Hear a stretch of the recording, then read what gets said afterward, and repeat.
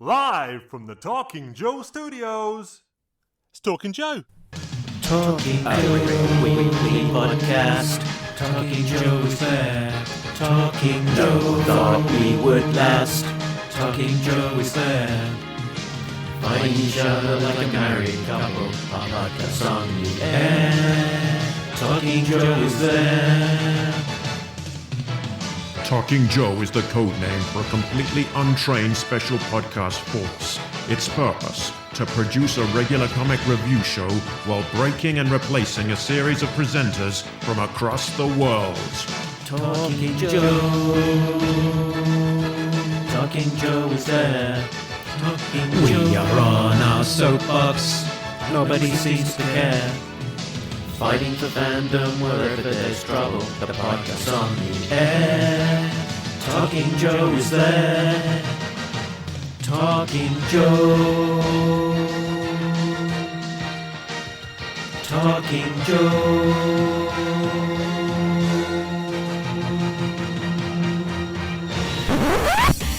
Talking Joe is on the air. Hey, it's me, Mark, and welcome to Talking Joe, the best and longest running dedicated G.I. Joe comics podcast. At least that's what my mother says. If you're new to the show, you can find out all of the details over at the website talkingjoe.co.uk. Today we will be looking at G.I. Joe issue 284 with a very special guest. But before we do that, let me introduce the Judge Dredd to my Walter the Robot. Ooh, that's niche. It's my co-host, a real American Tim. It's Tim Finn. Hello, Mark, and hello, listeners. And as an American, I can tell you flatly, that the only Judge Dredd comics I've read are some of the team-ups with Batman. They're good. The first one. Ooh, Simon Bisley. Lovely. And before we do our chit-chat, we've got someone with us. Let's introduce him. Today we have Chuck X. Goran, the general at the Option38.com website. Hello, Chuck. How are you doing? Hello. Doing well, thank you. I appreciate you guys reaching out to me and including me on this. This is my first foray into a podcast, so really excited to be here, and let's see what happens. Mark, would it be helpful for our listeners who aren't so familiar with Chuck to give them the quick rundown of Option 38? Well, I'll give you my plotted one, and then I think Chuck can fill in the details because I want to find out more. But it's essentially, I stumbled upon the Option 38 website and Facebook feed just as part of my general research, and it became my go-to destination, really, for looking at reviews, because it's exhaustive in terms of content, but also very current and up to date, covering all of the G.I. Joe issues as they come out, and well structured, well thought out. And I know that they're well thought out because generally they chime with what I'm thinking. And yeah, it was a good place when I was doing the podcast for checking to see if there was any sort of themes, ideas, Easter eggs that I should be talking about that I had missed. And typically I would give myself a little pat on the back that generally I hadn't. And if there was something particularly good that I had picked up that Chuck had missed, I'd sort of give myself a mental high five and say, yes, I am doing nerding well. Mark, do you think that Chuck at Option 38 has reviews of comics besides G.I. Joe, like Batman, Judge Dredd crossovers? Rather than me talk about what I think the website covers, let's turn over to Chuck, and he can talk us through the website. So what was the genesis, and what does it cover? What do you decide to include and not include? Well, I actually started the website in probably the late 90s or even around 2000. And it was just, I used my real name. It was a different domain name back then. And I just rambled about all kinds of stuff back then. Local sports, I did comic books, I did music shows I'd gone to, bad jokes, random slice of life stuff. And it just wasn't finding an audience. I really didn't know what I was doing.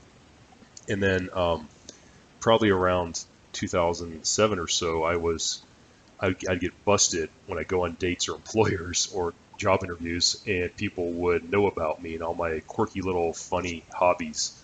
And that kind of threw me off because I was like, well, I'll tell you about that stuff when I get to it.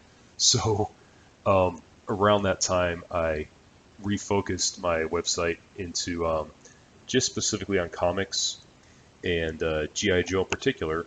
And I would also do first issue reviews because first issues are the most important thing in the world for comic collectors. So I would find random things that I would review there. Before I jumped to first issues, I would just do random bargain bin comics I had found. Like, for instance, there was one time I did a real in-depth article about old issue of Power Man Iron Fist where they become truckers for an issue. And it was really a little too ticky-tacky. I get too detailed, and my columns were so super long. So when I relaunched as Option38 in 2007, I took a more laid-back approach to things and had a lot more fun with it. Because I figure you could spend 15-20 minutes reading a comic book or spend 20 to 30 reading my article. So that's why I took a more laid-back approach to it. And also around 2007, when I streamlined things, that summer I had just met Sergeant Slaughter at the San Diego Comic Convention. He put me in the Cobra clutch, not the camel clutch, the Cobra clutch. And I've just had a lot of enthusiasm for G.I. Joe. It rekindled my old love of G.I. Joe. And I thought, hey, why not go through and redo all the comic books issue by issue? And that's what I did then. And how was it that you actually got into G.I. Joe? And so my love and appreciation of G.I. Joe actually stretched back to the 70s. I had a older brother. He was 6 years older than me. And he was into the 12-inch G.I. Joes, the adventure team, if you will, which were kind of like Barbie dolls for boys. So I knew of those. I knew about those. We played with those and was very well aware of G.I. Joe. And so it kind of faded away by the end of the 70s. And then one morning in 1982, I was getting ready for school. I remember I was watching the local Blinky the Clown show, and this commercial came on. It was really bright and loud. It had this really cool animation, and it's talking about the legend of G.I. Joe. And I was like, the legend? Wow. That's taking me back to the 70s. And I remember those big G.I. Joes my brother used to play with. Wow, it looks like this is being redone for the 80s. How awesome is that? So at that point, I was really interested. I started buying the figures a few weeks later. I think I found Breaker and Short Fuse. Those were my first two figures I bought. I like Breaker because he seemed to be the star of the first toy commercial. When they say, get Breaker, he can do it. And they put him on the Ram, and he does whatever mission those kids were playing with on that first toy commercial. And then I like Short Fuse because he had that cool visor. And after that, it was my thing. It was on. It surpassed all my other toy hobbies as a kid. I spent all my allowance, paper route money, and birthday money buying G.I. Joe stuff and the comics. I think in the first 5 or 6 years of G.I. Joe toys, there was maybe a few things I didn't buy, and that was like those battle packs or some little small stuff. And for the comic, I started following it with issue 8 monthly, and lasted up through 1994. I followed it on a monthly basis when it ended. So a pretty long and robust experience with G.I. Joe. Chuck, do you have long boxes? Do you go to a comic book store? Do you do mail order? Do you read comics on a tablet? Oh yeah, after long boxes, I've got probably 34 long boxes, some located somewhere. I had always known about comics since I was as far back as I can remember. They were in fact the reason I spurred myself to learn to read as a human. When I was a little kid, we would have random comic books around the house, superheroes, Star Wars, a lot of Avengers comics. We always just float around the house, random stuff. And whenever I would get a comic somewhere, at a spinner rack, at a convenience store, grocery store, what have you, I would always say, I asked my parents or my brother to read it for me, and I'd have to wait until they could read it to me. So that was the reason I was like, I don't want to wait. I want to learn to read on my own. So comics helped me to read. I didn't really become a collector until that G.I. Joe issue 8 that I found one day. And when I did, I started collecting Avengers a lot more, getting back into the superheroes. And I think probably about less than 2 years after that first G.I. Joe issue, Marvel launched that Secret Wars, and that's when I got into all of the the whole Marvel universe, if you will, and just started really expanding my collection, going back, finding older stuff, buying new stuff on a monthly basis, and that even continues up until today. Nowadays, I only get G.I. Joe from just the one issue a month or whenever it comes out, and I get Avengers through the mail through a direct subscription. Did you buy issue 1 of G.I. Joe in '82? So yeah, I didn't buy issue 1 right when it came out. We live in the suburbs, and all we had around us was a grocery store, a mall, and a Target, and neither of those sold comics as they came out. So I didn't get issue 1 right then. I excuse me. I actually eventually found it at a Target book rack with some other Golden books, other Kitty books. I found the Special Treasury Edition, which I think was just #1 re-released, and so I bought that there. And this is probably about 2 or 3 months after I bought my first issue #8. So I did buy issue 1 when it was fairly new, but not when it was exactly new. Oh, and I got that first issue of G.I. Joe that I bought, issue #8. I actually found that at a Walden Books, that mall that was in my neighborhood. They started selling comic books around that time. They just have a very small lot they would throw on the bottom shelf or magazine rack. And I stumbled in there one day and found #8.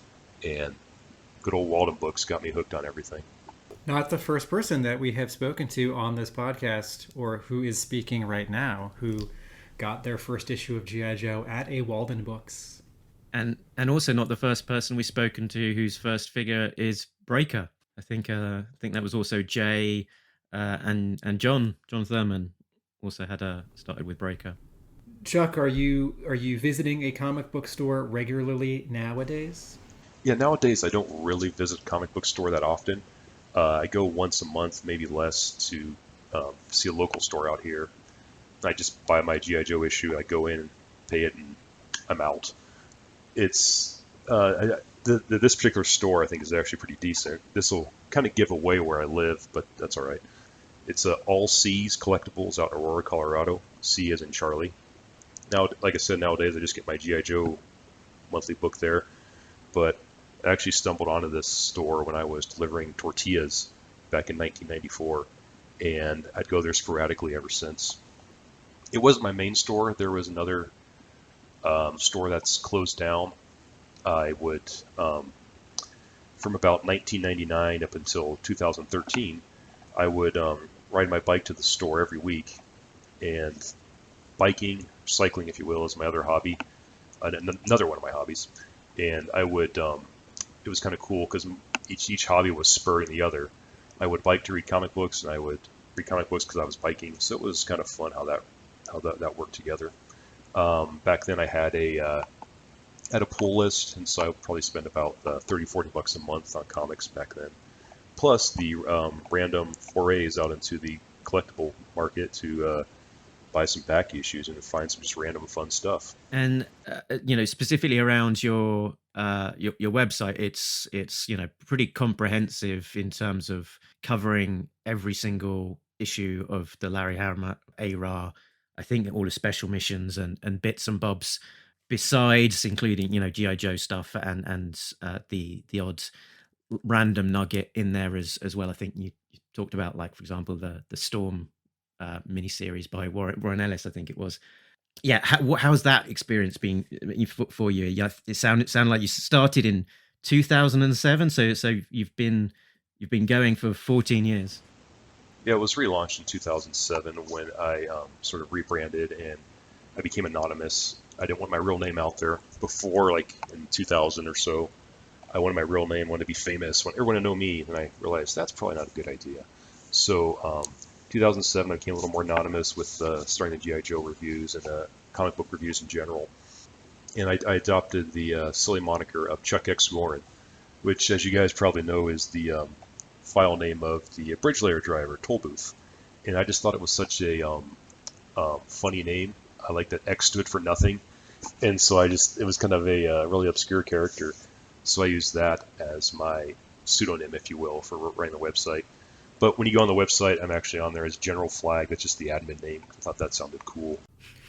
Chuck, do you also have G.I. Joe episodes on DVD and a toy collection? I'll say yes and yes. fan of both the cartoon and the comic. The cartoon, not so much. I remember when it first came on, another one of those flashback stories. I was coming home from school one day. I turned on we had one of those old TVs. You turn it on. It took like about a minute for it to fire up to get the picture. And so I came on probably about after school one day around 3:45. Turn it on. I hear some noise going on. Meanwhile, I walk in the kitchen to get myself a snack. And then I come back and I hear that dun dun dun dun dun dun, dun. And I'm like, G.I. Joe will return. And I was like, oh my God. I think I squealed and said, it's a show. I was so happy that G.I. Joe was finally a show. And of course, that snippet I caught was the first 5-parter. I think the Mass Device, or I think it's just called G.I. Joe, a Real American Hero in some markets. And so, yeah, I think I caught like the third episode that I caught. And I was like, wow, this has been on for a while. And I remember it came back from commercial. Now back to G.I. Joe. And there was Snake Eyes doing cool stuff. I was like, oh, awesome. They've got Snake Eyes doing Snake Eyes stuff. I love this show. Snake Eyes was like carrying a radioactive container, and that he meets that old guy fighting a bear. I thought this was so cool. It was very exciting. But then when the cartoon finally became daily in 1985, I remember being a little disappointed because I wasn't seeing as much cool Snake Eyes stuff every day, and it was very different from the comic books and the own little world I created for G.I. Joe in my head. They were more like the Super Friends as opposed to like the secret special missions force. So that's why I wasn't a huge fan of the cartoon, but I would rather watch that than Woody Woodpecker or any of the other countless reruns that were on TV during the 80s. The toys, yeah, like I said, I was a huge collector of the toys up until 1991 or so. I remember I was a senior in high school, and just for kind of like a joke gift, somebody got me the Sonic Fighter Apache. I remember it was kind of a fun toy. We opened up that night, my brother, dad, and I, and we were playing around with it. We thought it was kind of a neat toy, but I realized that G.I. Joe had kind of changed since then. They're more like toys with foam missiles and sounds and stuff. It wasn't really the stuff I had started out with. And obviously I was getting pretty old at that time, so I wasn't really into toys anymore. I think the switch for me was I started collecting probably around probably when I was in 6th or 7th grade. It became much more of a collecting thing instead of a playing with toys kind of thing. So that was a huge deal.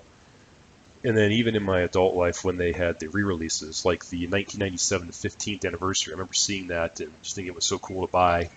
And then I had some other things along the way since 1997, like the Spy Troops, and they came out. I bought a few of those. Really became a big fan of the modern toys when they released those 2-packs with the half-issue comics and other things. That was like around 2007 or so, which also led into the renewed enthusiasm on the website and everything. Yeah, I even had the flag, the USS flag back in the day, but it was actually a traumatic experience for me when I got it. I didn't understand the full size of the actual thing. I had every G.I. Joe thing. I'd buy it just out of tradition almost for up till then. I was like, oh, I have to get this aircraft carrier. That looks sweet. And I just thought, oh yeah, it's big. I'll just slide it underneath my bed or underneath my toy rack. No problem. It'll fit. Yeah, I got to get that aircraft carrier.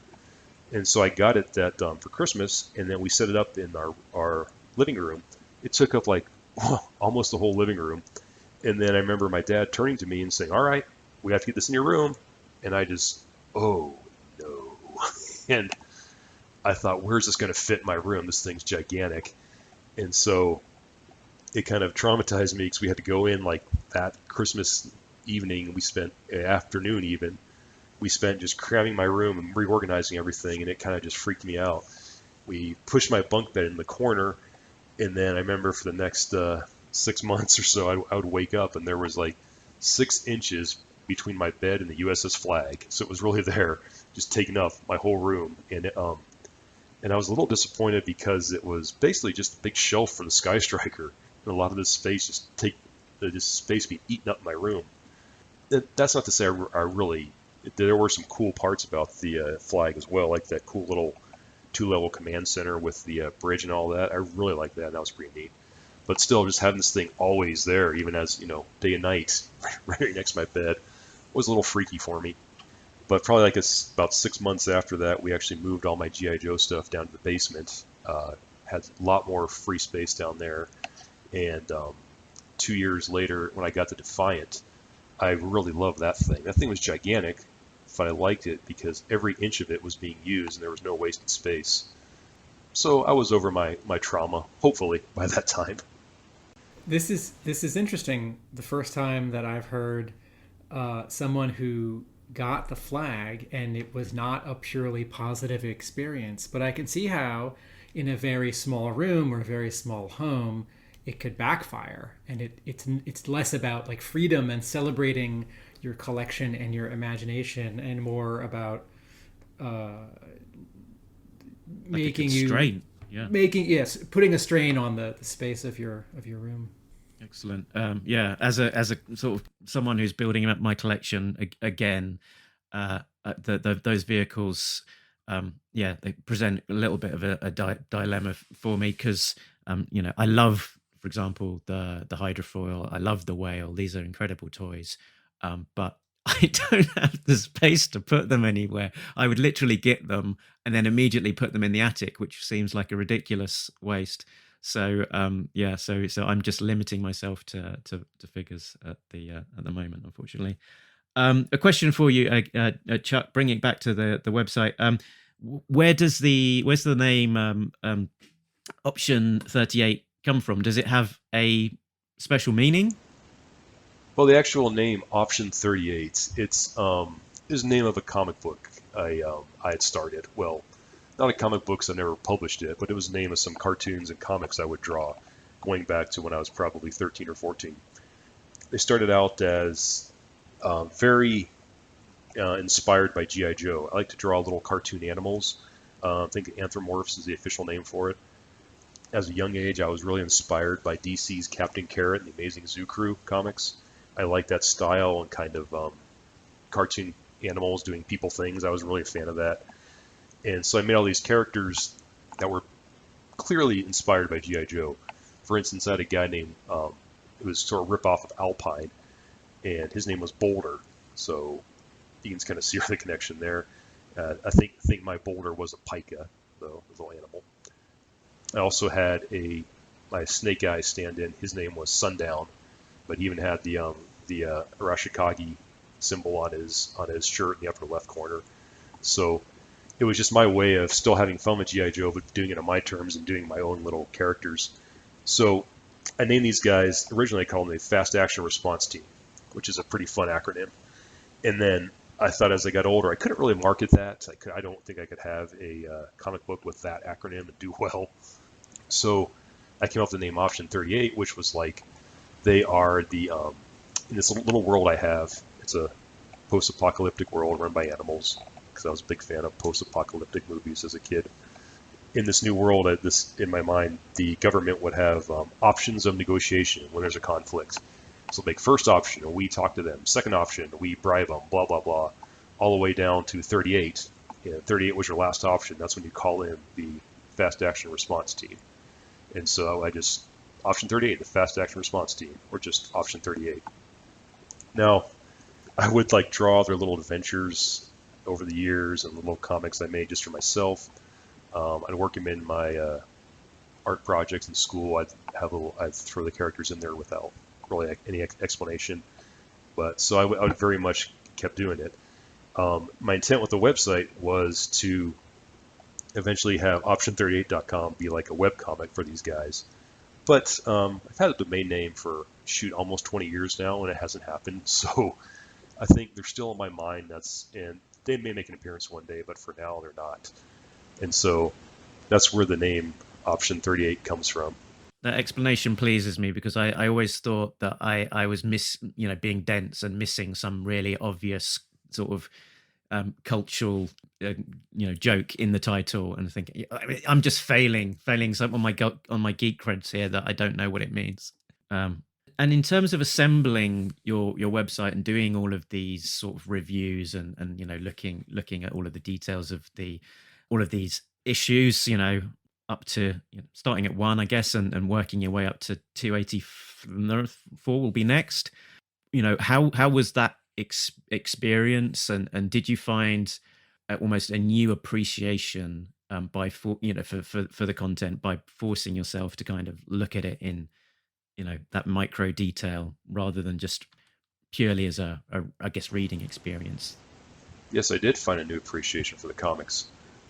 I discovered there were a lot of Hama's little Hama-isms, if you will, and the way he writes. I found those were bleeding over into G.I. Joe from some of his other works. For instance, back in the 70s, he did one of the Marvel anthology books with some of the first stories about Iron Fist. And I thought a lot of that mysticism, martial arts action that he touched upon in Iron Fist, he actually brought over into G.I. Joe with the ninja stuff and obviously Snake Eyes, Storm Shadow, etc. And a really interesting thing, well, to me it was interesting, that a whole new appreciation for the G.I. Joe comics, going back indexing them. Somebody on the website once contacted me about the character Raptor. I always thought Raptor was kind of a ridiculous throwaway character, but somebody told me that there were a lot of similarities between Raptor and the character of Dean Moriarty from Jack Kerouac's On the Road. And that was something I never caught the first time through. And even when I would read some of the old issues with Raptor when I was in my teens and 20s, I never caught that. But here it was, I was much older, and I was like, oh, I had never seen that before. Hama actually is giving a little reference to Jack Kerouac's writing with Raptor. I think Raptor would say, yes, yes, like Dean Moriarty would say in the book, and also because Raptor is based in Denver, which is where most of On the Road was set. So that really gave me a whole new appreciation, as well as the little triviata and stuff I'd missed before. Shall we talk the new issue of G.I. Joe? Let's do it. Comic talk, oh, comic talk. Larry Hama writes them, Tim and Mark discuss them, whoa. Comic talk, oh, comic talk. Larry Hama writes them, Tim and Mark discuss them, whoa. Okay, so G.I. Joe, A Real American Hero, issue 284, released 14th of July 2021, although possibly not distributed to everywhere that week. That is what it is. It's interior dated June 2021, so I think we've still got the distribution problems kind of bearing fruit in terms of the way that it looks as published, but there we go. The writer, as always, is Larry Hama. Artist, Andrew Lee Griffiths. Color with no S. Colors, Jay Brown. Letters, Neil Utaki. Senior editor, Tom Waltz. Editor, Megan Brown. And research specialist is Diana Davis. This is Murder by Assassination Part 4. Let's look at those things that they put on the front of the books. Let's have a look at the covers in the gallery. Cover A is drawn by Andrew Lee Griffith with colors by Jay Brown, and it's Hawk, Stalker, Snake Eyes, and Scarlet hopping out or having hopped out of a tomahawk. We are on the ground. There's some. We're in a ravine. There are bullets flying into the scene, and we can see the rotor blades whirring at the top behind the logo. This cover, it's daytime, and it's in a modern comics rendered coloring style, and Andrew Lee Griffith doesn't spot many blacks. There's just a little bit on Snake Eyes.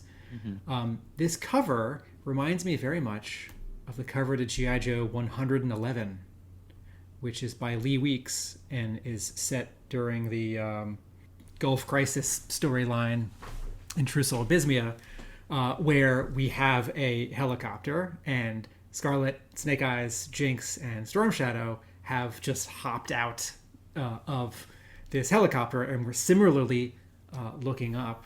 And that's a really good spot. I wonder if that's intentional.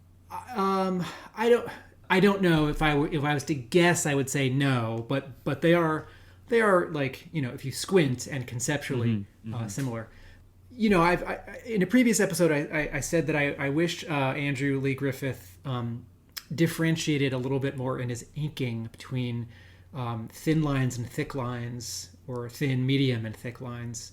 Sort of all of his lines are thin, and that puts an additional sort of pressure on colors to separate elements, right? And so in the cover to 284, Scarlet has, bright red hair and also this very bright highlight on the top of her head, and then this very thin black line that separates her from Stalker behind her. He's like 5 or 10 feet behind her, and a much thicker black line at the top of her hair would separate them more. And what Jay Brown does here to push Stalker back is he adds a haze, sort of like a very fine mist of white or gray, which is a kind of atmospheric perspective, which pushes Stalker back. And that is one solution, and it does logically fit here because there's smoke and dust being kicked up. But in a lot of modern comics with busy images and busy covers, colorists do this, and I find it a little artificial.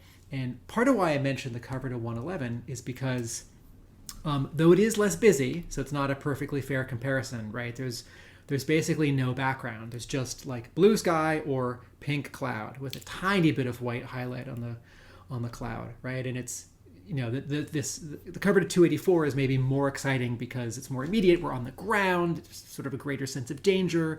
There's more drama in the sky with some clouds. There's this smoke and this dust. But I've talked about how I like old school art and old school coloring, and this comparison's pretty keen here, where the Lee Weeks cover from 1991, there are very few colors, right? Like Snake Eyes is just all flat one color, like this very, very dark blue, dark gray, and he's got a little bit of a highlight on his back, right? Jinx is just all red with a little bit of spotted black, right? There's no rendering on Scarlet. She's just 3 colors: red, orange yellow, and light purple. And because it's less busy, it reads a little more clearly. Because there's less going on, it takes less time to sort of like decipher the cover. Snake Eyes' hand and Uzi gets a little lost up against the turbine at the top of the tomahawk, and a different treatment of color and line weight would help separate those elements. I do like this cover, but that is an example of how like modern, inking and coloring is less my favorite. This one works as that example. In both G.I. Joe 111 and 284, Snake Eyes is firing his Uzi lefty, and this is something that I think about when I'm drawing characters. Sometimes the composition sort of calls for a character to be holding their weapon in their left hand, and it's easier to sort of not think about it. But statistically, many more people are right-handed, and so I often then have to tell myself, no, this character needs to be holding their weapon or opening a door or whatever it is with their right hand. Certainly Snake Eyes, is going to have a sword in one hand and a gun in the other, and a lot of the Joes are going to have maybe 2 weapons. So I'm not calling this out as any kind of mistake, but rather an example of just how great Snake Eyes is, that he is ambidextrous. As a tiny contrast, the cover B of issue 284 has Snake Eyes holding his machine gun in his right hand and his sword in his left hand. So if we take these cover images, which are not story but just images, as some kind of canon, and Snake Eyes is definitely ambidextrous. Chuck, you want to jump in on the cover to 284? Well, one thing I caught fairly randomly was I thought the main cover there with the tomahawk reminded me of G.I. Joe European Missions number 5. That one just has the tomahawk at a different angle. Also has Snake Eyes jumping out of the tomahawk, and there's even a guy with a beret. In 284, it's Stalker, and the European Missions number 5, it's actually Flint. So I think that was another not an intentional connection, just one that kind of a little happy accident, if you will. Yeah, I just typed in European Missions 5 into Google, and the first the top entry is Option38. Imagine that. My note on the cover A is probably that Scarlet just looks a little bit off in terms of just shooting with her right hand and holding another pistol in her left. Just doesn't quite scan right for me, but I think that's my only qualm really about the cover. Do you mean Do you mean it's unrealistic to be handling two firearms like that, or do you mean something in the anatomy or something in the perspective? I think it's something. Off? It's a little bit something in the way that you would handle a firearm, and the sort of the heft that gun has in the image makes you think that she would want to be using two hands to manipulate it. But also compositionally, it looks just it just doesn't quite scan right to me. That it looks to me like she needs to be holding that gun rather than having the left arm sort of off on the tangent that it's got. I don't know. I think I have thought about this since the film Barbed Wire was released. What was that, 95? I can't remember.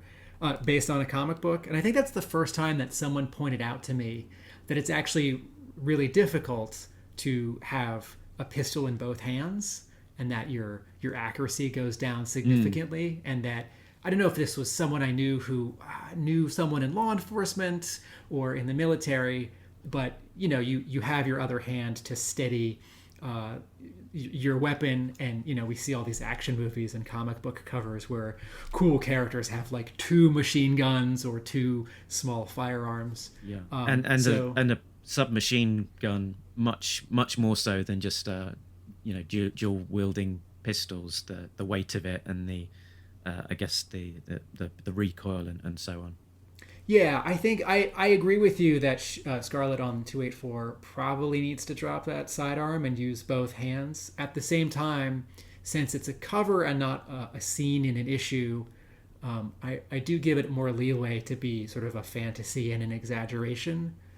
But I take your point. And there is a handle for that, for her other hand. Well, and maybe that's part of the equation as to why it strikes me as looking a bit off. The fact that it's got such a pronounced handle on that particular weapon. And also let's note for the record as well that unfortunately this is another issue where our cover A does not tie into the interior of the issue. Yes. And news update on cover A. Is it an homage or is it a coincidence in the composition? Andrew Griffiths has replied to me and said, coincidence. I was familiar with that cover when I was younger, but didn't have it in mind when drawing mine, and saw it later and saw the similarities. If it was an homage, I would have proudly straight up said so. Also would have made it match up better. I'm very literal thinking when I do homages. Would have driven me crazy making intentionally similar yet keeping it so different. That's cool that while we were talking you fired off a message and Andrew Lee Griffith replied. Cover B by Freddie Williams II and colours by Andrew Dalhouse.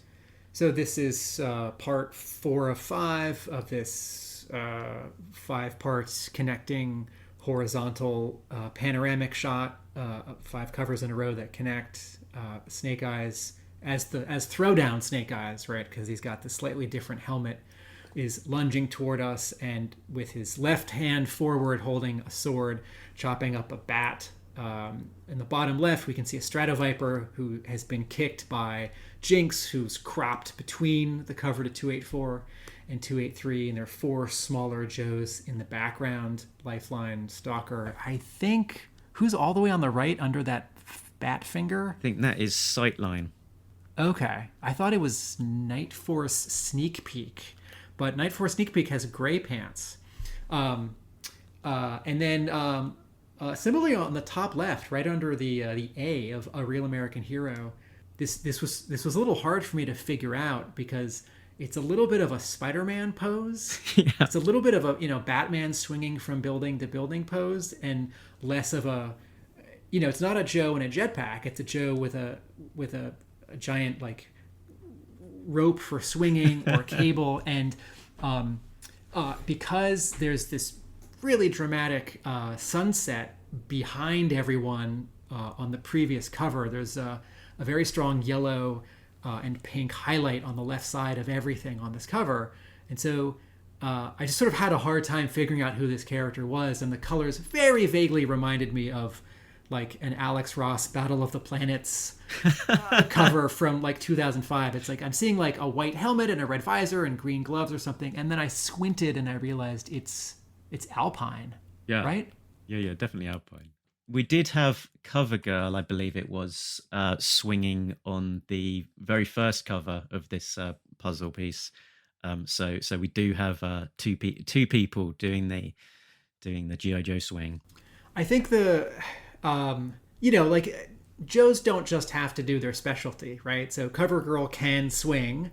It doesn't just have to be one of the mountain folks, right? It doesn't have to be hit and run and Alpine. At the same time, put one of these folks in a jetpack.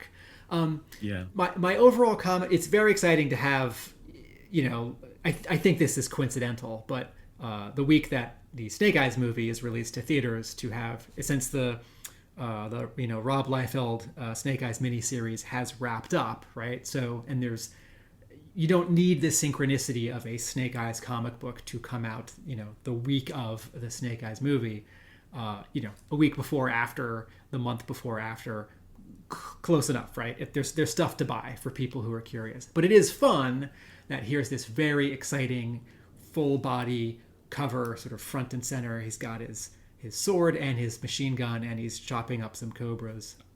Image of Snake Eyes lunging at you on this cover. At the same time, my overall comment for this is similar to my reaction from the previous three parts of this cover, which is I think you would compose this differently if this were all of these characters doing the same stuff just on this cover by itself.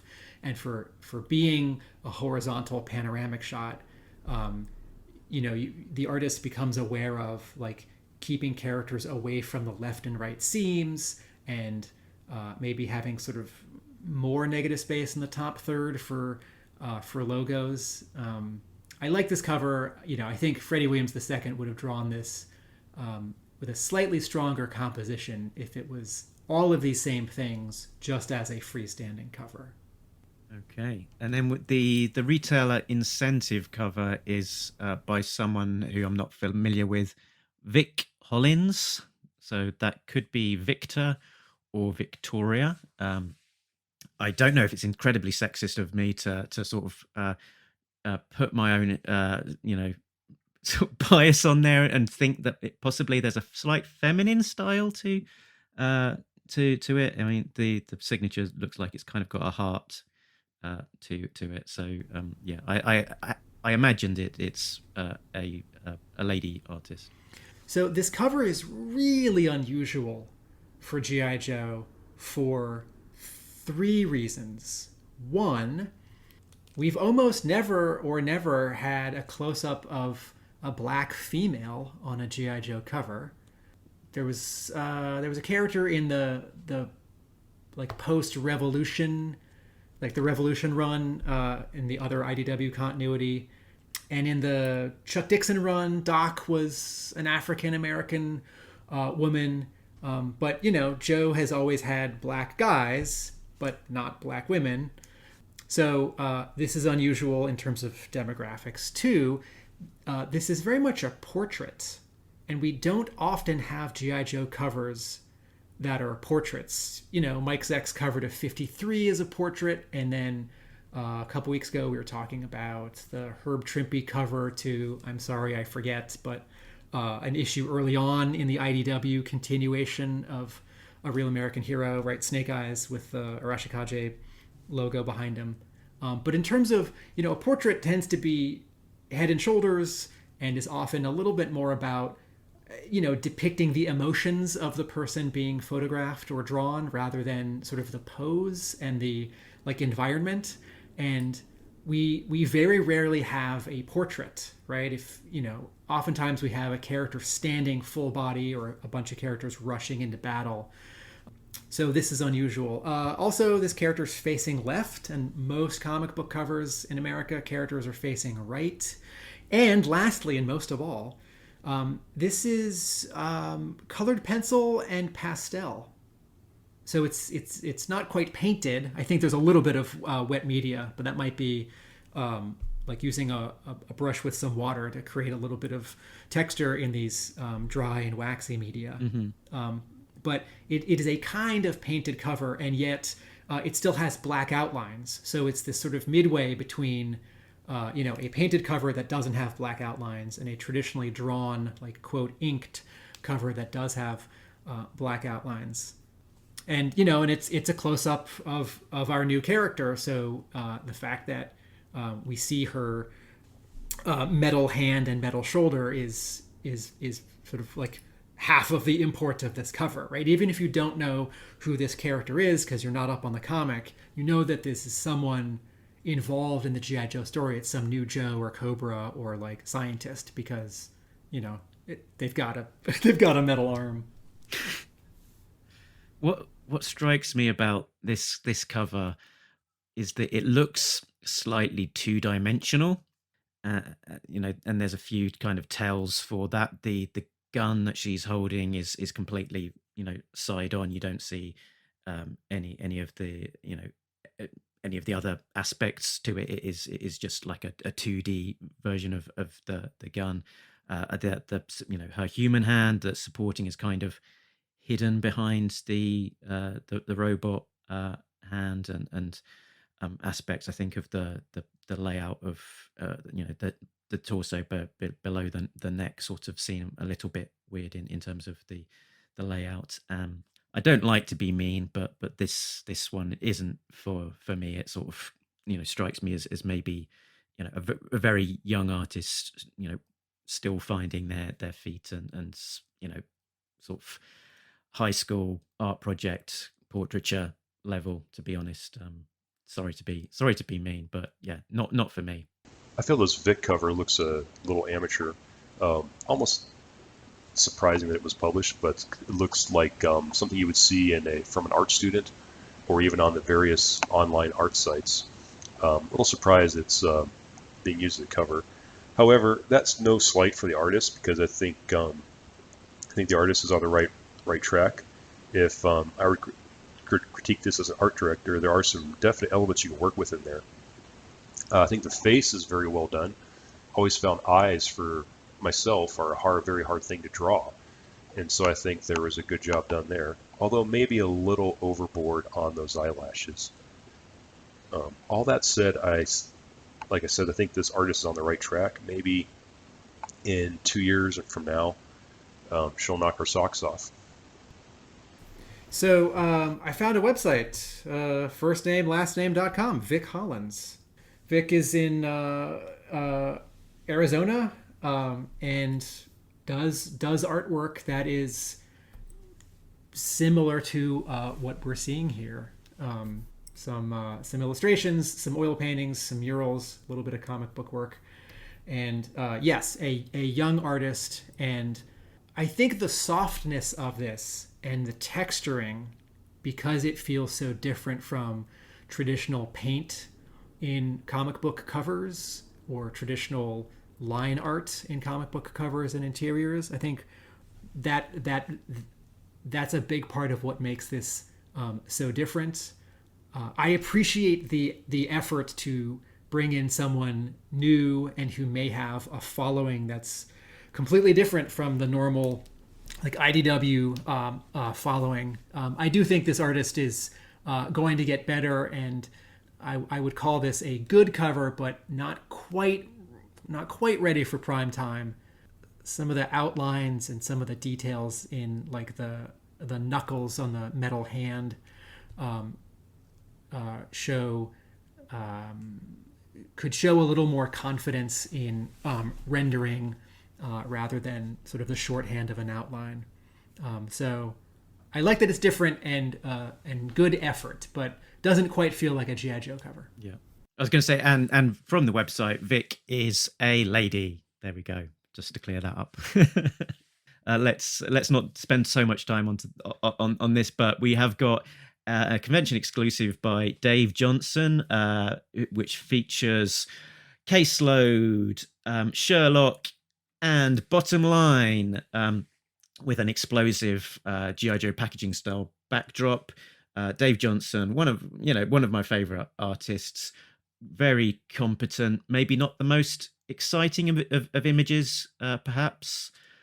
The second one is featuring new Joes that were introduced in the last issue, Multo and Black Hat.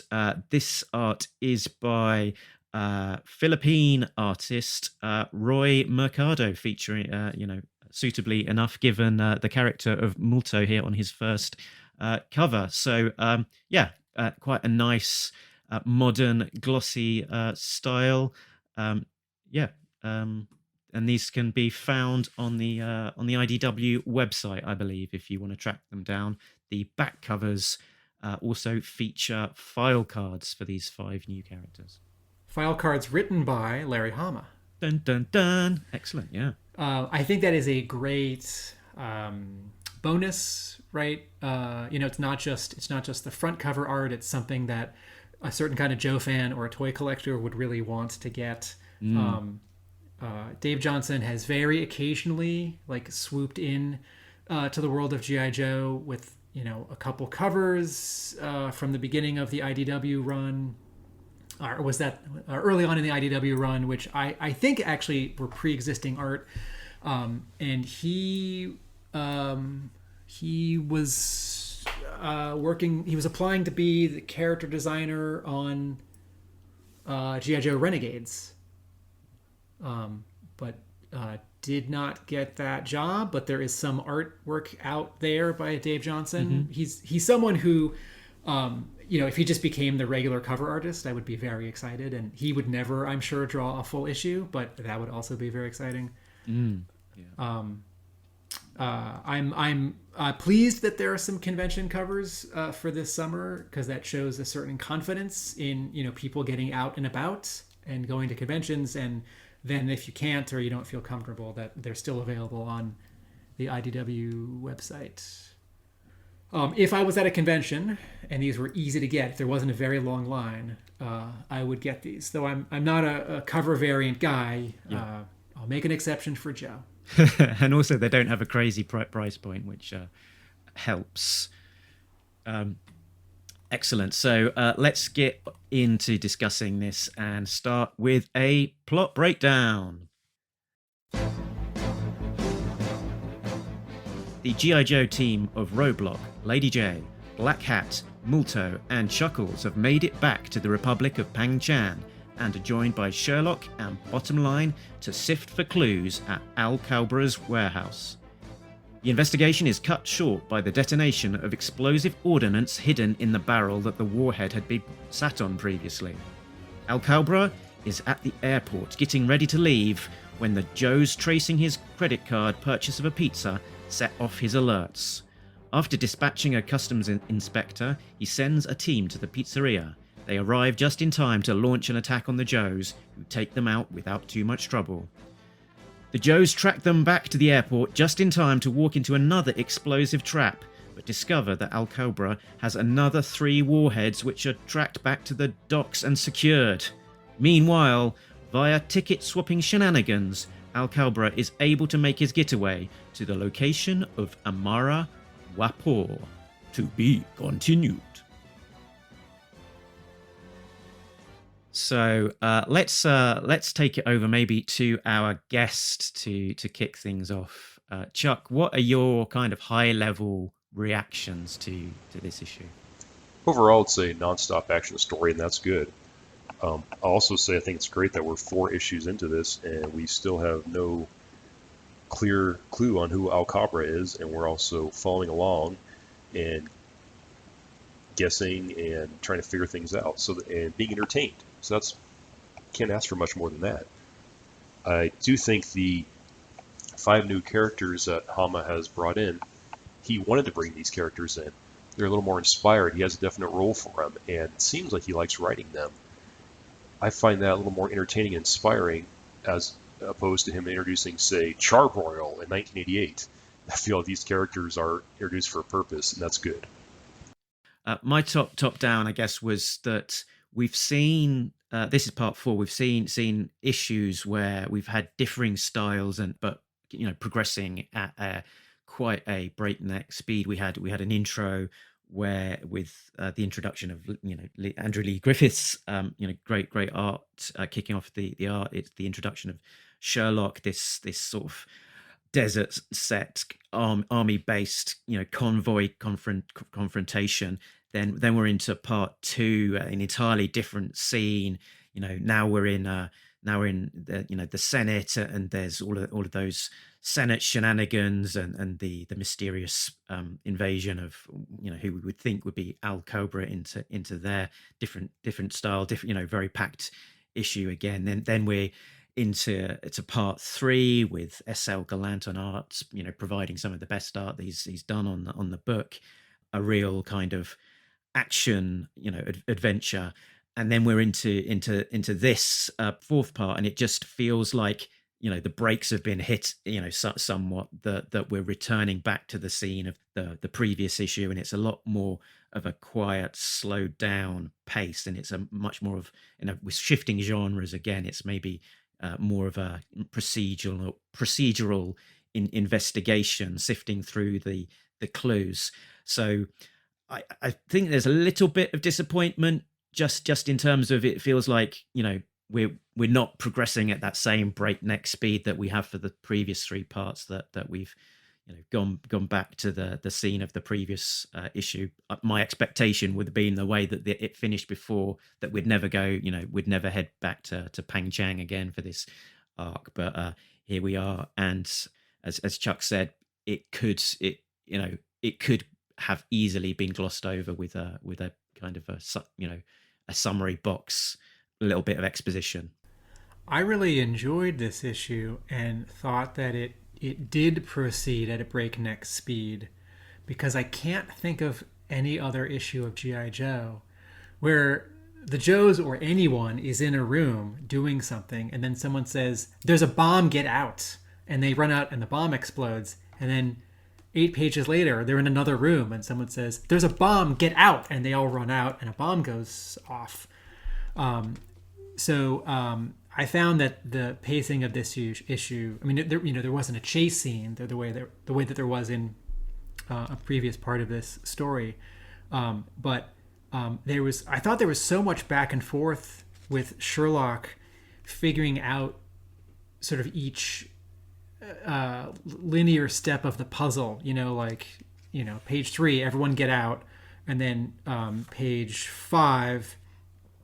Fire up the vamp. You're making a pizza run, right? And then we have this quick scene with Al Kawbra, and then it keeps. I found this in terms of setting, skipping along from scene to scene.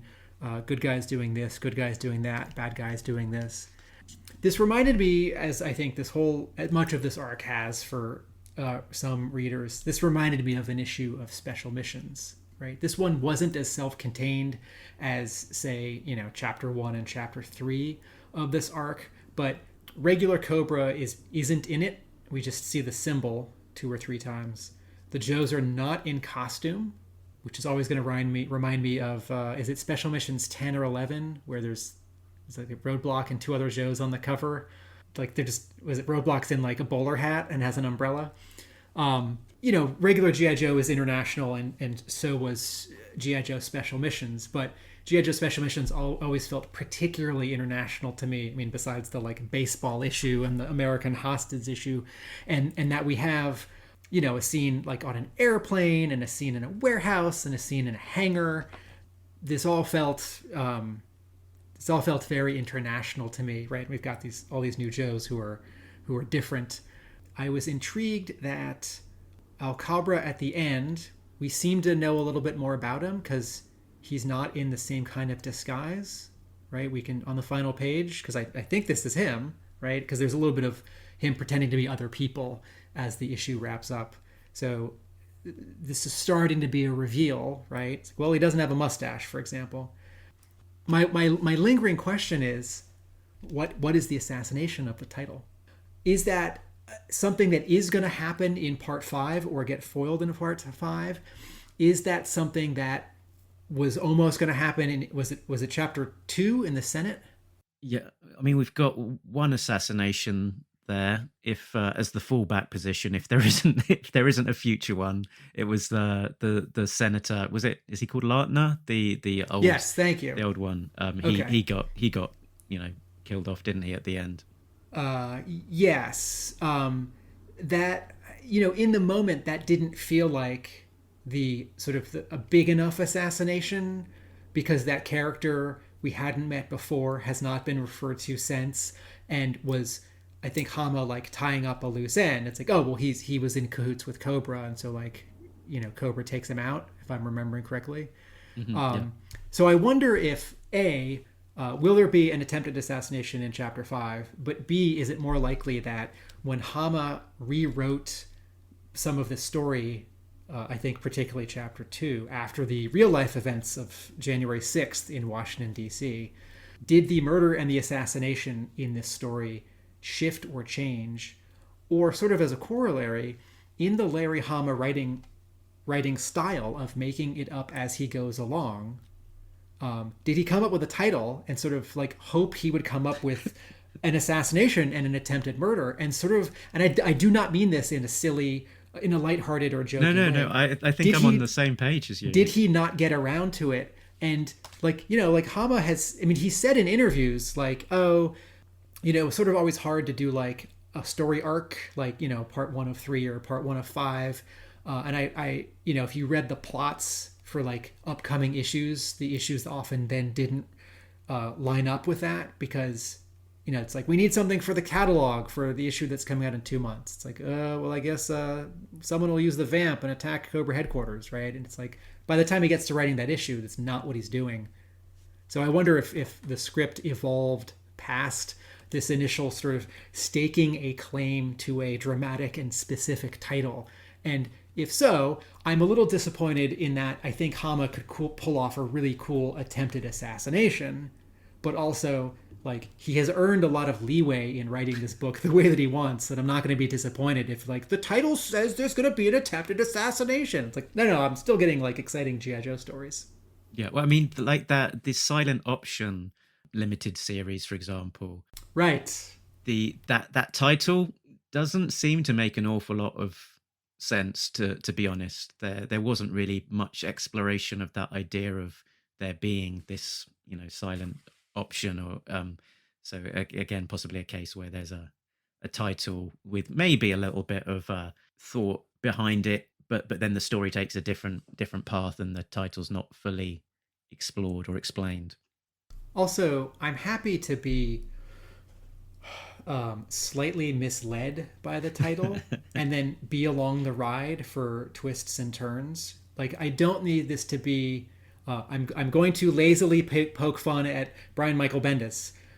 If this were like, I don't know, Ultimate Spider-Man in like the final couple of years of Bendis's run on Ultimate Spider-Man, if this arc was called Murder by Assassination, there'd be 6 chapters, and the first 3 issues would be like the Kingpin talking with someone else in like New York government about how he's going to assassinate someone. And then meanwhile, we like cut back and forth to Peter talking for pages and pages with like Aunt May. And then in like chapter 5, Peter's like, I have to stop this assassination. And then in chapter 6, he very slowly does. By the way, I read that whole run and I like that book. So I am making fun. But I'm happy to be misled and misdirected, whether fairly or not, for the sake of like twists and turns in a fast-moving G.I. Joe story. I don't need this spelled out in chapter 1. Like Cobra Commander, it's like, we're going to take out the president. Like, that would also be cool, but I don't need it. Oh, I also think that, with 3 covers or 5 covers, the information that's on any one cover becomes less important. And if you think back to like crossovers or multi-part stories before the era of variant covers, like an X-Men crossover, Executioner's Song, or Maximum Carnage, right? It's like Maximum Carnage part 1 of 12, Maximum, or 16, Maximum Carnage part 2. That's like on every cover in the same font. By the time you're collecting cover B and cover RI and cover con exclusive A and B, those other covers don't say Murder by Assassination on the bottom. And I think because the covers aren't carrying forward this plot element. You know, the cover B is like the Joes defending the mall in Washington, D.C. So I think we also sort of, as readers, kind of lose this thread. Yeah, because that you know, in terms of the way that the story is teed off at the end of, I think it's the end of part one where Sherlock is in the hospital. They sort of talk about a conspiracy in DC. So it could be that in the early genesis of this story, it was maybe planned to be, you know, or thought to be quite a different story and much more DC focused, which maybe was the direction then the Freddie Williams was kind of given for this joining cover, which was only really explored in part 2. I'm also, in terms of if January 6th caused Larry Hama, we know it caused Larry Hama to change, whether directly or indirectly. I don't know if he decided on his own or he spoke with, you know, someone at IDW. But he posted online like, oh, I'm going to change this story that I'm writing. I'm a little disappointed because I think that original story could have been great. But what's so interesting to me is, what can this writer pull off, having to some extent come up with a story and then in it needing to change gears? It's like, this is part of what shows to me that Larry Hama is a talented writer, right? It's like, oh, what's his plan B? Or, oh, okay, well, he makes it up as he goes along. Well, he was making it up as he goes along on that one path. Now we're going to watch him make it up as he goes along on this other path. And it's turning out pretty well, you know. And also, if chapter 5 ends up being a dud, you know, I can just say like, well, it's because he had to change gears at chapter 2. And yes, you do both of you make good points that there have been some attempts on characters' lives in chapters 1 and 2, even if for me they don't quite rise to the level of, like, you know, assassination, because assassination is just a murder, is a murder of someone prominent, right? Like, you know, if some character in a movie is like, anyway, you can cut that last sentence. You all know what that word means. Thanks there, Tim.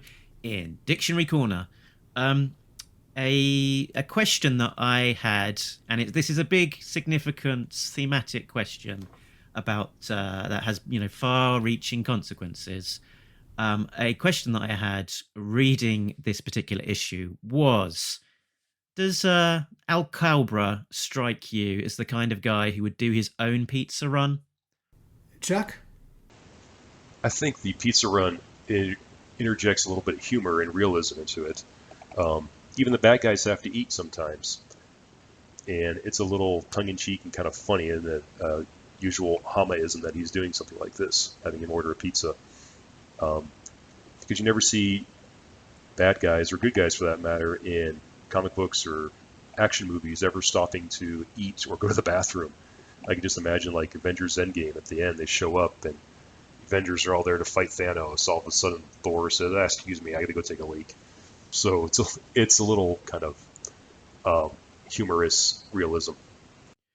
Yeah, you know, the way that, you know, he dispatches people, including people that, you know, on his own team, I'd expect him to be more than happy to be bossing people about and sending them down to the pizza shop to pick up his pizza rather than doing himself and putting it on his own personal credit card. I wonder if this is Hama writing backwards from a problem. It's like, okay, I need to give some breadcrumb for the Joes to trace him. Like, okay, well, you know, he got away with the nuke and he swapped clothes with the so-and-so, and then he swapped places with someone else and he's not on that plane. Like, oh, the pizza. and that might be sort of inelegant and too transparent, but, you know, at a certain point, like, we do see the machinery of the storytelling, you know? It's like, Sherlock sure knows what to do, like, every moment. You know, like, get the DOD to stop that plane. Like, Chuckles, go over here. Like, everyone jump on the vamp. But yes, now that you say it, that does seem beneath the station of this sort of villainous leader-type mastermind. And we're given a big clue about his identity by his pizza choice. So you know, read in, and what kind of guy would order the ingredients that he's asked for. He's got a special pie, which when you're in Southeast Asia often means that it's got some narcotics crumbled on the top, but I don't know if it means that in this context.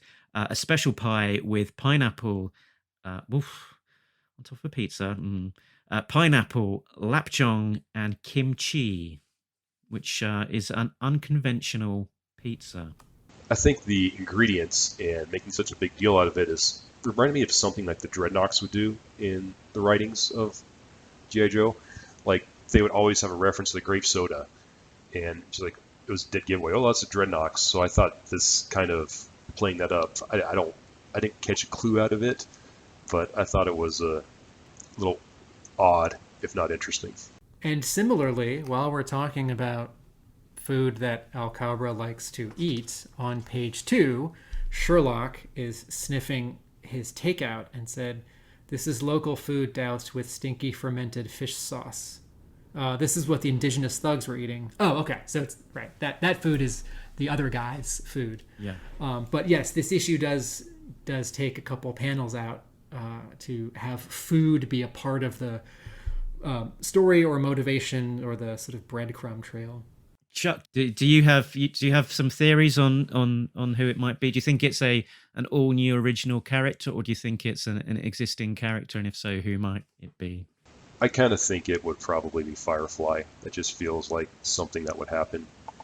We haven't seen Firefly in a while, and this could just very well be a new identity for the guy.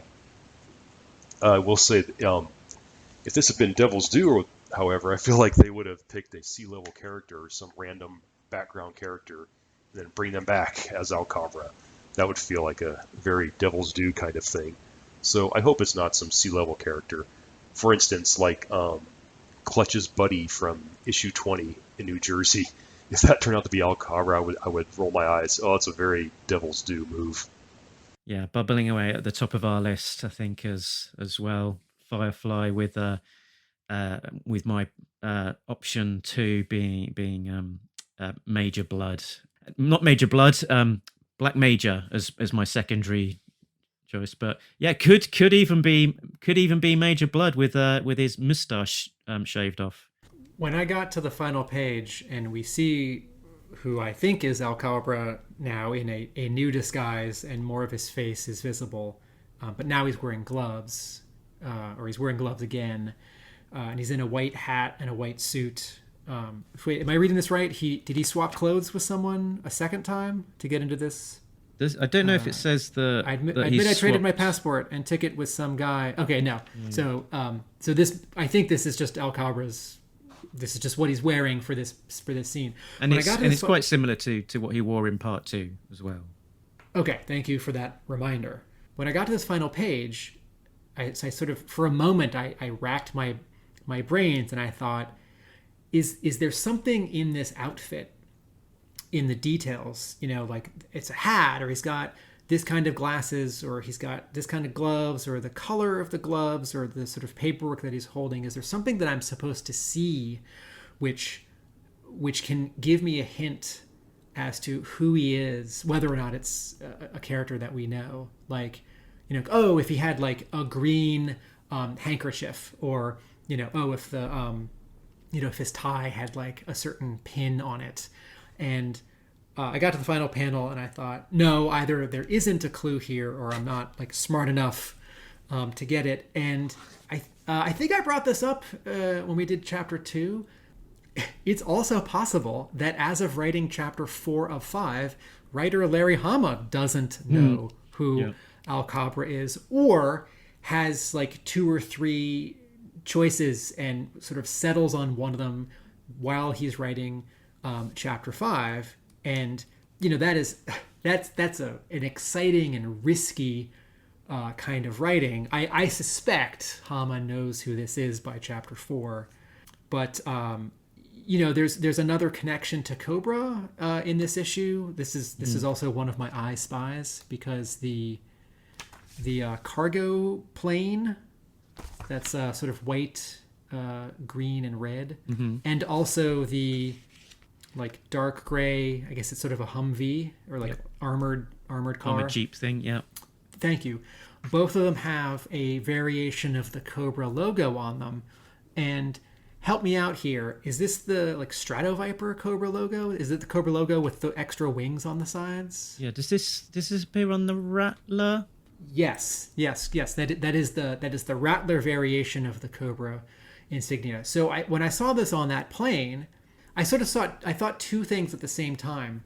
One, like in the world of G.I. Joe, if you see a Kawbra logo, like Kawbra isn't top secret, like in issue 156, they like take over the White House, right? Like people know who Kawbra is. So if you see a Kawbra logo and you're a regular person in the world of the G.I. Joe comics, you'd run the other way. And so is it sort of trying to have it both ways, where that sort of Kawbra logo is for us the same way that like when an Arbco truck or one of these other Kawbra anagrams is like dropped into the background, like we the reader know what it is, and like the Joes don't know what it is, and like none of the regular population knows what it is. So on the surface I thought, oh, that's some kind of Kawbra plane, and oh, that's some kind of Kawbra armored Jeep thing. But also, why is it the Stratoviper version? Is that Hama or Andrew Lee Griffith making like a small mistake, or is there something extra in that? Like, oh, is El Kawbra, is it Wild Weasel? Like probably not, but is it something to do with the Kawbra Air Corps?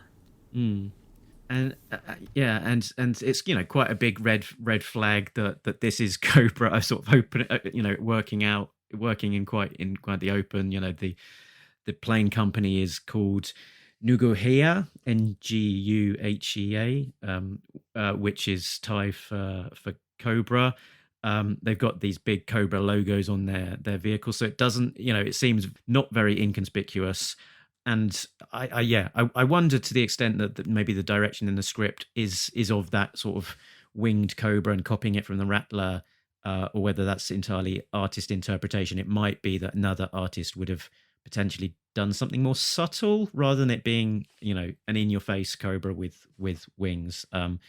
Would be interesting to know that or not, because you'd expect this team to want to be inconspicuous. So get my conspicuous and inconspicuous. You'd want them to be inconspicuous in the way that they would operate and to act somewhat in secret. So to have a giant great Kawbra slapped on the side of your vehicles doesn't seem particularly stealthy way of operating. Yeah. The discussion that we were having earlier as well prompted me for another thought on who potentially Al Kawbra could be. So this is my choice number 3. This could be Scrap Iron. Was it, Chuck, you were talking about sort of, the type of thing that Devil's Due would be, picking out some C-lister characters from the roster and making use of them. And Scrap Iron's a well-loved character. I know that certain people would probably be writing in saying, well, why not? Why don't we get to use Scrap Iron again? He has got blue signifiers on his outfit, just in the way that Al Kawbra has got a blue hood and tie. He wears sunglasses. He's a character that's not really being used a huge amount, so it'd be nice to see him come back. And he's also a character that specializes in things that go boom, which is one of Al Kawbra's specialities in terms of having that big rack of explosives around him on the bandolier, and having all of these warheads dotting around. So it sounds credible. I don't think I'd be okay if it's Scrap Iron. I don't think I want it to be Scrap Iron, because though you lay out some parallels, Scrap Iron works for Destro, right? He's an armament guy. He's a weapons developer, and he's part of Kawbra, or he's part of Mars. So yes, he is a kind of terrorist. There's nothing in the G.I. Joe backstory that Scrap Iron is a leader. And if he's an inventor, I think of him more like a follower, not in a bad way, but he works for Destro, or he works for Kawbra Commander. So if there are hints, I haven't been getting them. In general, whoever Al Kawbra might be. And I think at this point, I'd actually be most satisfied if he is no one in particular. He's just a new character. and he's just a new character who keeps his identity secret, and he becomes another sort of, Destro, Black Major, or Dr. Mindbender or Dr. Venom character who either leads his own faction that somehow relates to Kobra or ends up working for Kobra. But I feel like there isn't enough ground laid for it to be like Xandar or, like Scrap Iron, such that a reveal 1 month from now, I'd say, yeah, that's it. Like at this point, and I know these characters are not a lot of people's favorites. At this point, if like next issue, it's some like sort of undercover blue ninja that is like mastered speech and doesn't sound like a robot and doesn't go like bzzzt or doesn't have like ticks, like that sort of feels in keeping with like, well, who could this be? Because I know a lot of people who it maybe shouldn't be. One wildcard theory, however, it could be Billy, Cobra Commander's son and Storm Shadow's former apprentice. That seems like it's something that Hama would actually dig down and pull out. And I'm trying to remember the exact issue that Billy died, but I think he died right at the time of the Blue Ninja's first appearance. So I could see something how this would tie into not only this arc, but it could also pay off the Blue Ninja stuff that's been driving us crazy for the past few years. So that would be exciting if it is Billy. Also, Billy's he has a artificial leg and artificial eye that could tie into the artificial limbs of both Sherlock and Sightline. Like I said, this feels like something Hama might do. I don't put too much weight into this theory though, because I think it's kind of a wild card one. I do like that theory though. Excellent.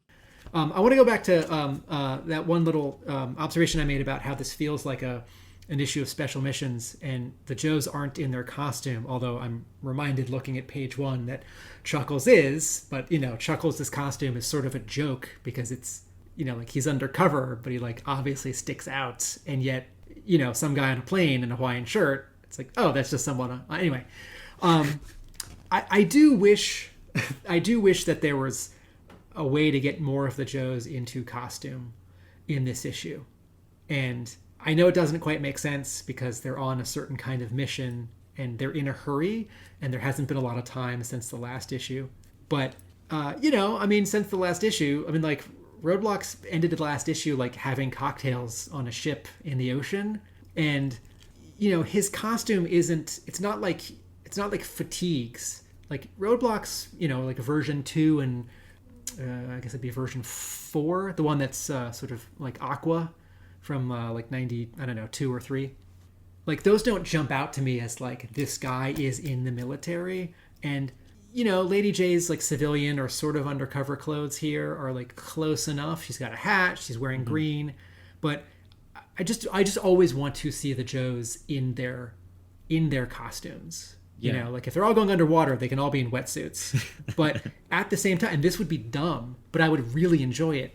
I'd love it if they were all in wetsuits that were somehow color coded to their costumes.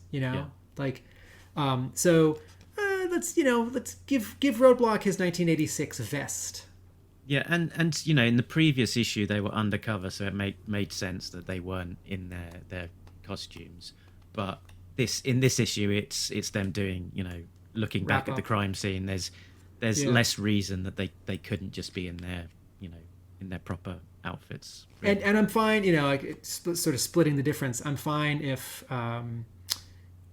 Black Hat and Multo, it's like they can keep wearing what they were wearing before because we haven't quite established their costumes as if they were to get an action figure, But like I need a little more. I need a little bit of gear or like a little more splash of color, a couple accents, like a belt or something.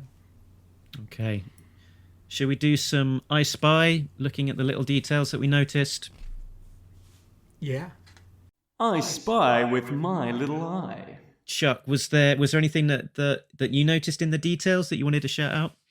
I couldn't find too many unusual details. I'm glad you guys pointed out that Winged Cobra logo because I didn't notice that the first time through. I spy reoccurring new Joes, and it seems like Larry is having lots of fun exploring the story with these new characters as the driving force. Yeah, that's a good point. They can organically inform the story or lead the story. Yeah, and clearly he's having fun playing with these new Joes that they're very very much a part of this arc, and it's been hinted that they will be coming back as I think it's part 2 of the Spotlight issues in the future. I've seen some criticism that it doesn't necessarily feel like a G.I. Joe issue because I guess they're out of costumes, and with the exception of Chuckles and Lady J and Roadblock, they're all these brand new characters. But I don't have any sort of issue with that. I mean, enjoying the introduction of these new characters and seeing where the story takes them. It's a break from the Blue Ninjas. I spotted the return of the battered yellow van from the previous issue, complete with dents to the front and bullet holes in the side from Roadblock shooting his Marjuice through the side earlier on. So nice to have that little bit of continuity.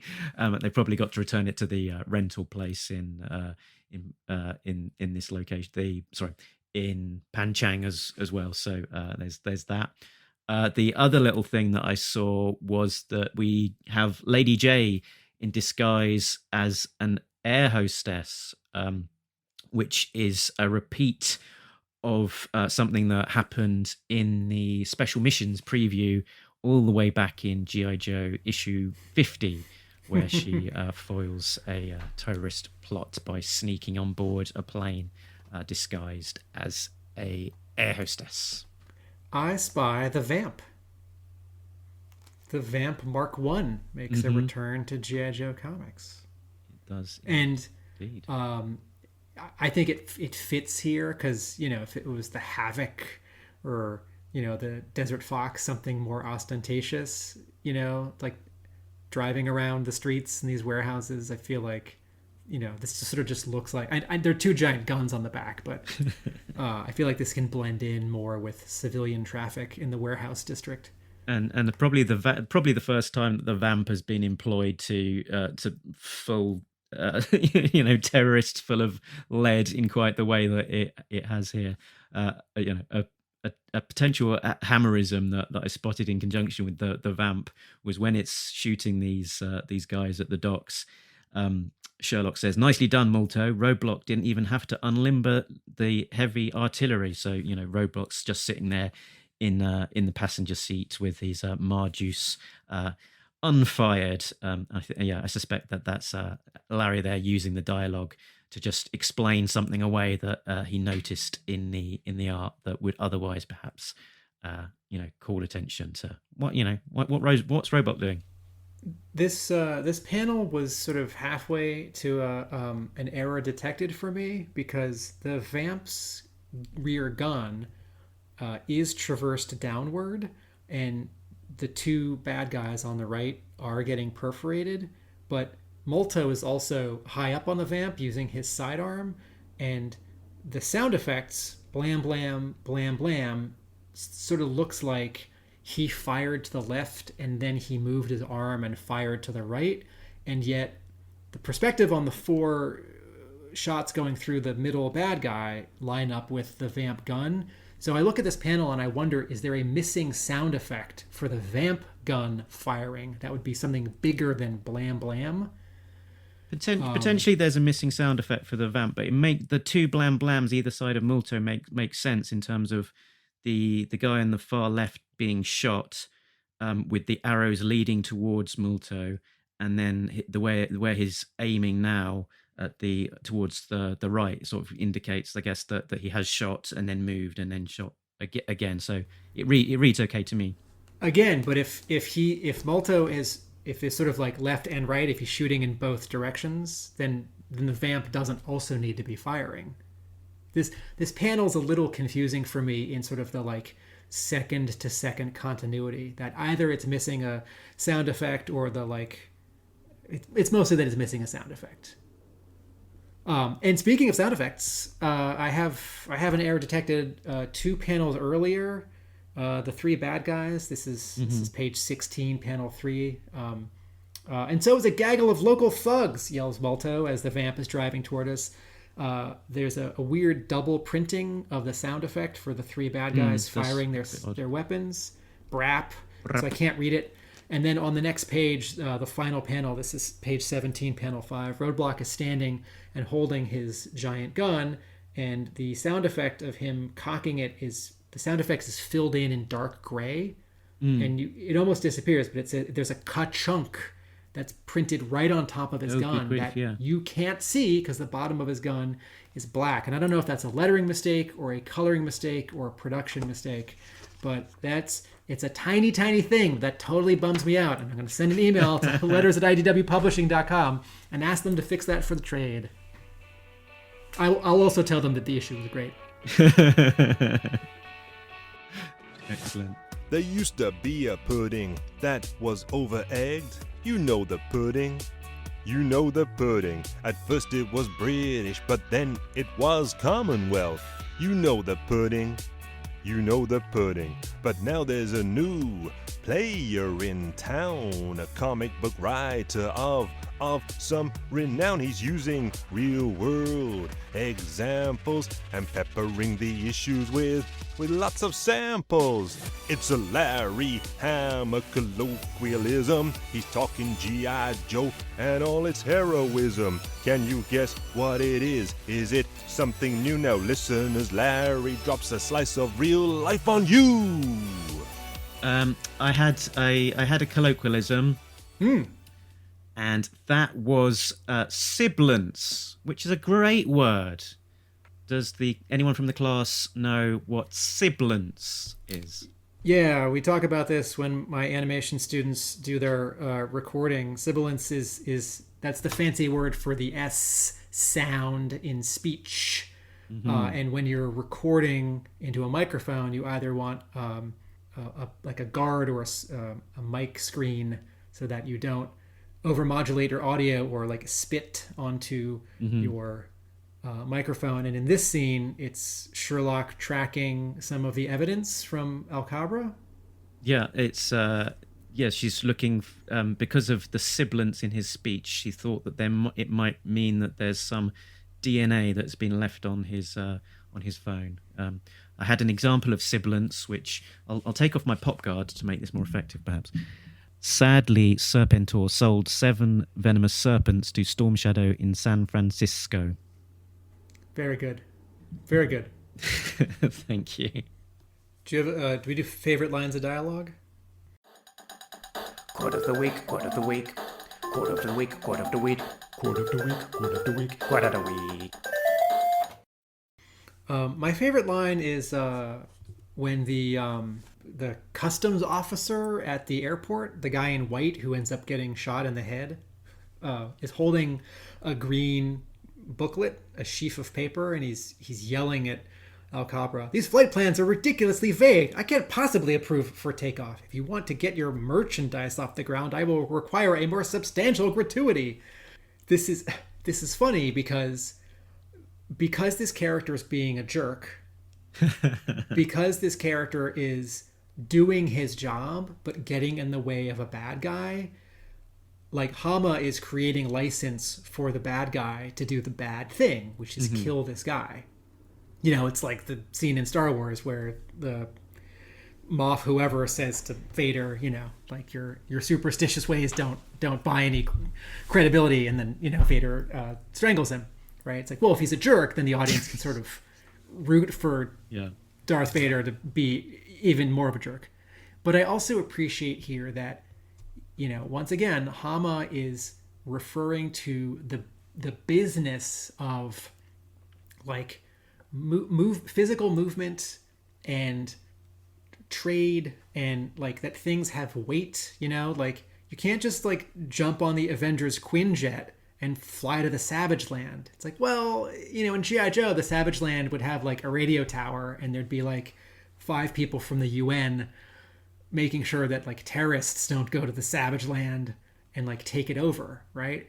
And so there's this one panel scene where this airport customs guy, this official, gets in the way of the bad guy and says, no, you have to do some paperwork, or in this case, like bribe me. And you know, I sound like a broken record, because like you wouldn't see this in a Punisher comic or a Captain America comic. This is both like smart in that it's realistic. It's also funny but it also, in terms of like the gears behind the machinery of writing, it gives this bad guy more of an excuse to shoot this guy, which is shocking because, like the background of that next panel is all red, and he shoots him in the head, and Andrew Lee Griffith, it's all silhouetted, but he draws blood, right? So for what this line of dialogue represents, even though that's not really what the issue is about, I like the business of putting this roadblock in the way of the bad guy. Cool. My favorite line was the one with the sibilants. I heard him shouting when he ambushed my convoy near the Truchel-Bismarck border. A lot of sibilants in his speech. I bet there's saliva on that mouthpiece. A nice use of words that I wasn't familiar with, and a sort of a good sort of line into their investigation, which we haven't yet seen resolved. So that phone is being sent away. So could that be part of the resolution in part 5? We will find out. Also, something that the three of us didn't refer to so far in this episode, we were all happy in the previous episode when the Joes take out that nuke. There are 3 more nukes, which seemed to be resolved very, very quickly, right? That they got to the docks, and I think they stopped them at the docks. Yes. So I guess my point is that Kawbra is in this issue with him sneaking away sort of 3 different times, 3 different ways. They keep thinking that they've got him. Yeah. And he's not there. And it's this guy. Like, oh no, it's not him. He like snuck away. He traded places. He snuck away. That this is escalating. And, we know that Chuckle says, we can have a detail nab him when he deplanes in Manila. And then Sherlock says, I have a bad feeling this is only going to get worse. Right? Like, it's, where is Kawbra going to end up in the next issue? Springfield, Joe headquarters, Manila, somewhere else, Paris. Well, I don't know. He's in the new location of Amara Wapur at the moment. We shall find out. So let's do our scoring of this. So we do it out of 10. Chuck, why don't you go first? What would your score be for this? I would score this a 7. There's some sibilance there in that number that Chuck just recited. 7. Yeah, I'm probably somewhere similar. Yeah, something like a 7. I think it's it's a solid issue, but I don't think it quite lives up to the rest of the issues in the arc. Yes, this is a 7 for me as well. Sometimes a G.I. Joe issue is the big battle after things have been set up for a couple issues. Sometimes a G.I. Joe issue is the beginning of some new plot threads.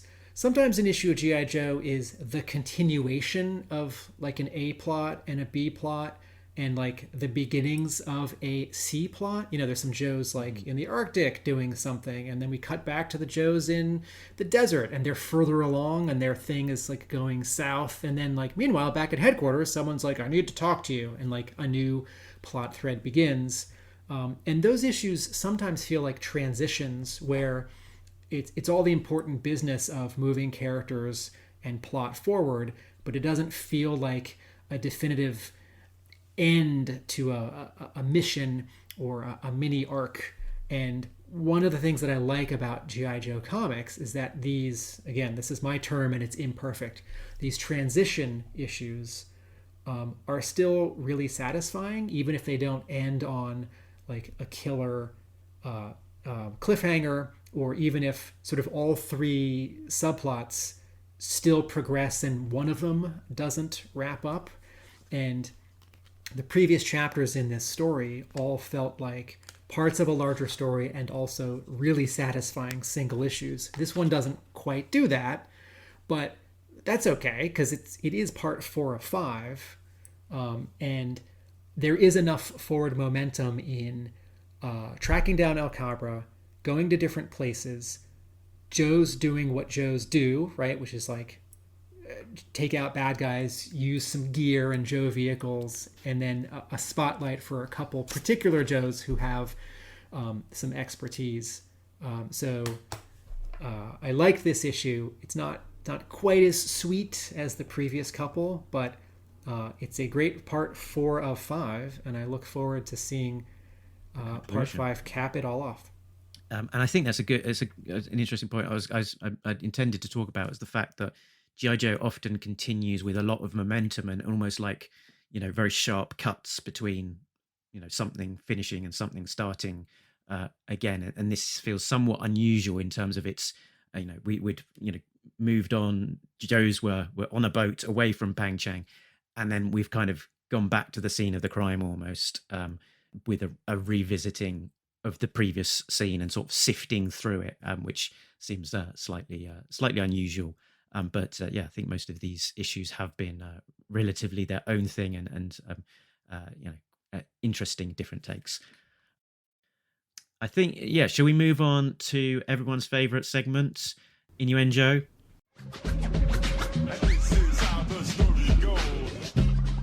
Attention. At this moment, you are now listening to Talking Innuendo. If you are offended by words like Sucking, flesh wound. Willy, Pete. Balls, crystal balls. Hypno shield. whatever, take the tape out now. This is not a pop album. And by the way, suck my Grandmother's brick in a Prada handbag. Yes, Chuck, you have to unmute for this, so Mark can try and make you titter. Yes. So the purpose of this segment is that I will read out a list of 5 G.I. Joe names, and my intent is to try and make you titter just by pure virtue of the legitimate G.I. Joe name. And I will stop, if I succeed. So 5 or less. Okay, you're both unmuted. Here we go. Clutch. Grand Slam. Short Fuse. Tunnel Rat. Spearhead. And Max. Last one's pretty good. Oh dear, I've been foiled yet again. Okay, sorry, it wasn't the strongest, but Yeah, sorry about that. The first 2 names kind of threw me off. I thought of Clutch and Grand Slam. I thought of the bands of the same name. Clutch is one of my favorite bands, by the way. And even Spearhead, I thought of Michael Franti's band, and that kind of threw me off as well. So sorry about that. I was quite pleased with Tunnel Rat. That one made me mentally titter.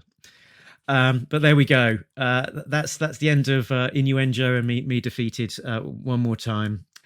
Next time on Talking Joe, we will be continuing to read ARAH as it comes out. So it will be 285 now, the finale of Murder by Assassination. We will also be covering the Disavowed series as we continue to work through that. We have a special interview, and we will be covering the Frontline series next. So we'll be covering the first 4 issues of that. We also have a awards show covering the first 25 issues of the Devil's Due run, picking out some highlights. So remains for me to say thanks again to Chuck, our special guest today. Go and check out his magnificent website at Option38.com. Thanks for joining us, Chuck. Thank you for having me. I had an absolute blast. Like I said, this is the first time I've ever been in a podcast, and it was a lot of fun. You guys are great. Thanks, Chuck. That was great. Tim, where can people find you? ARealAmericanBook.com. Excellent. Have you got a tease for what people might expect to find coming soon? Yeah, another G.I. Joe alum, someone who worked on G.I. Joe, died in the last 2 weeks, and I have an interview with him from several years ago, which I thought I would post. Crikey, it is you're sort of staked your claim as the G.I. Joe's leading obituary site, unfortunately, but sterling work with those pieces and excellent nuggets and interviews that you feature as part of those highlights of those incredible creators. You can find us on all the usual places. talkingjoe.co.uk is the website that has links to all of those places. Talking Joe, a G.I. Joe podcast on Facebook, on Twitter, on Instagram. There's links to the emails on the website. We are also on Patreon. That is patreon.com/talkingjoe. Big thanks to the backers there: Richard, Sam, Jay, Bill, Christopher, and Justin, who are all getting early access to episodes as well as some exclusive content. So big thanks again to Chuck for joining us as our guest today. And I think we're done. And as we know, when all is said and done, you can catch us down the road. Because we've been Talking Joe. And we're all out of Joes. Laters. And that's the end.